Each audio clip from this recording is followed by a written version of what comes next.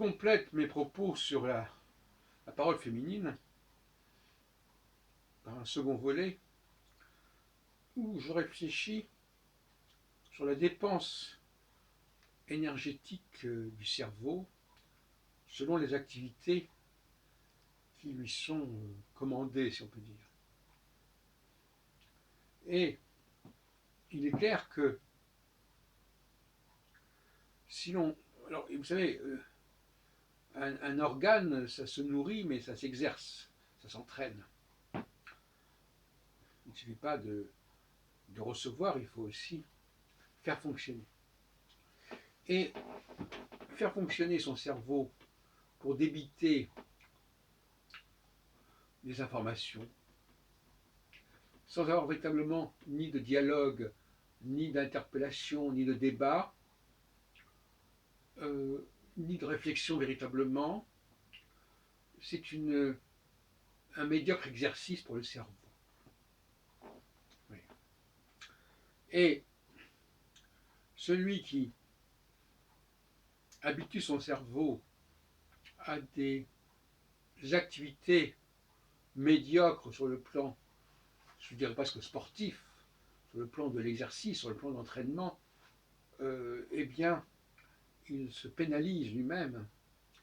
Et on le voit bien dans les cafés philo, où souvent les femmes n'interviennent pas, ne réagissent pas parce que justement, elles se sont, excusez-moi de l'expression, quelque peu abruties dans leurs activités quotidiennes, dans leur façon de parler, d'émettre sans écouter, de ne pas savoir discuter, de ne pas savoir écouter l'argument de l'autre, de ne pas savoir répondre à cet argument.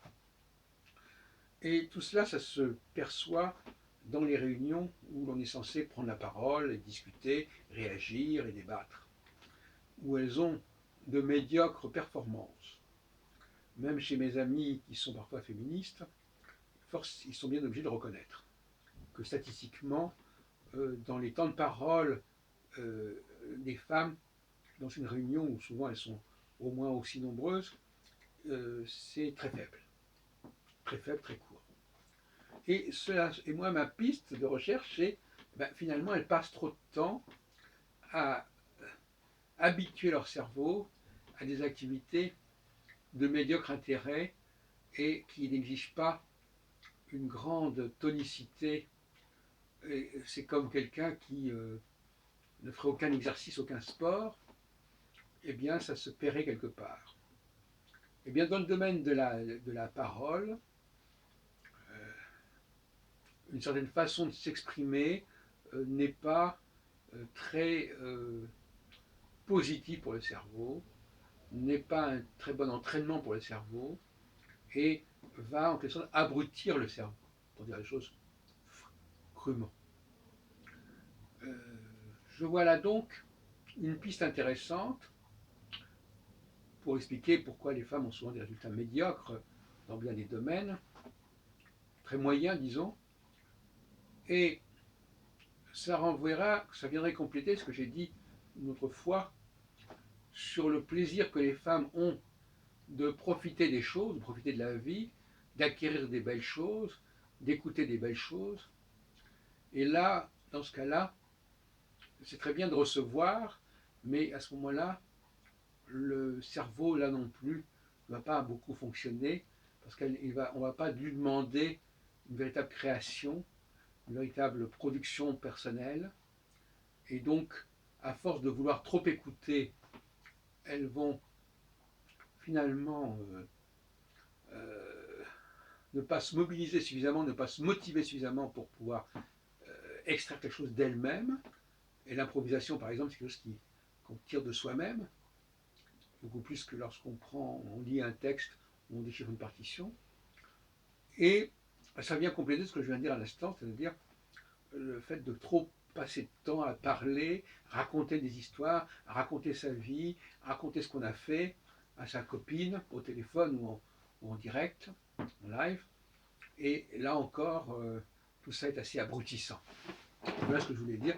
Donc les femmes s'abrutissent finalement, et pour qu'elles arrivent à des meilleures performances, il faudrait qu'elles arrêtent de parler pour ne rien dire, pour raconter des choses qui n'ont aucun intérêt et qui ne sont pas excitantes pour l'esprit, ni pour elles-mêmes d'ailleurs, ni pour leur auditoire.